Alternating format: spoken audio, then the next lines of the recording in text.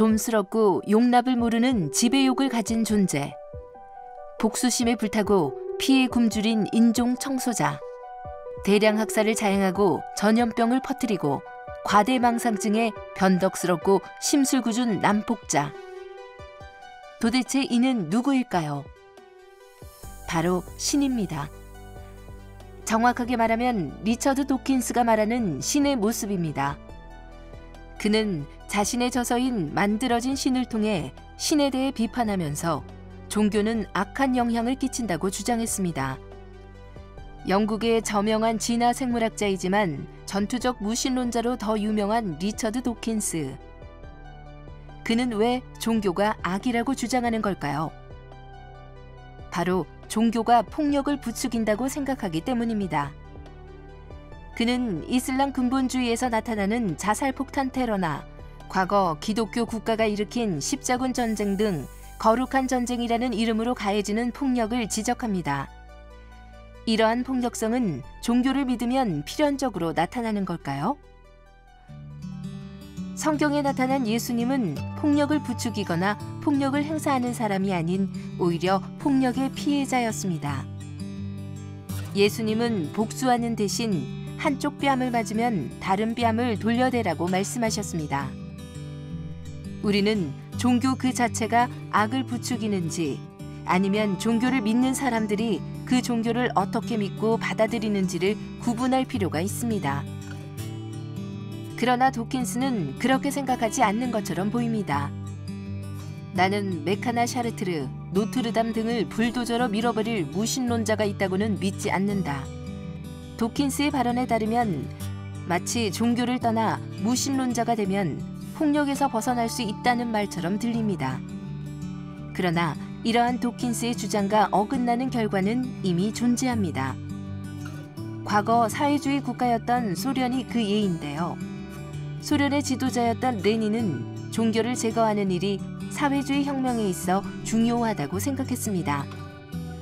소련은 1918년부터 1941년까지 대다수의 교회와 사제들을 조직적으로 파괴하고 제거했습니다.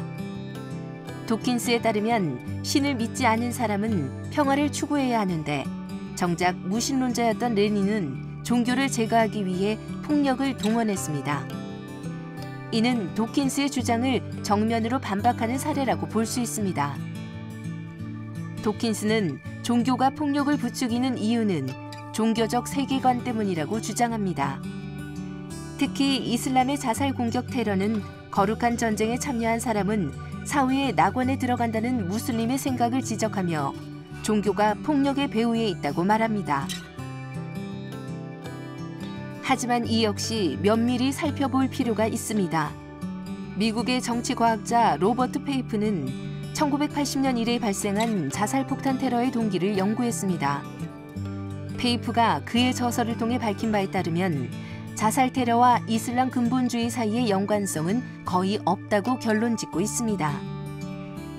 페이프에 따르면 근본적인 동기는 정치적이라는 것입니다. 억압받는 민족이 자신들의 소유라고 믿는 땅에서 외국 군대들을 철수시키기 위함이 테러의 가장 근본적인 동기라고 말했습니다. 즉, 종교적 믿음은 근본적인 이유가 될 수 없다는 것입니다. 도킨스가 종교를 비판하는 내용을 보다 자세히 들여다보면 비약적인 논리들이 많습니다.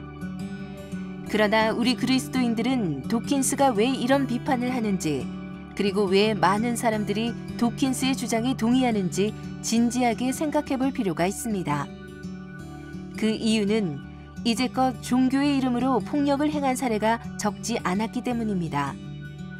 종교를 믿지 않는다고 탄압하거나 종교 때문에 일어난 전쟁, 특정한 교리의 수호를 위해 소수자를 탄압하는 일은 세계의 역사 속에서 비일비재하게 일어났습니다.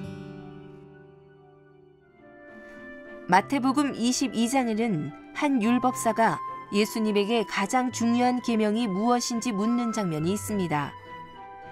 예수님은 가장 중요한 계명 2가지를 말씀하십니다. 바로 하나님을 사랑하는 것과 이웃을 사랑하는 것이라고 말이죠. 우리는 과연 어떻게 하나님을 사랑하며 어떤 모습으로 이웃을 사랑하고 있을까요?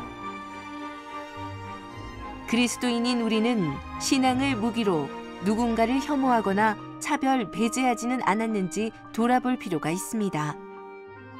기독교는 사랑과 평화의 종교임을 기억해야 합니다.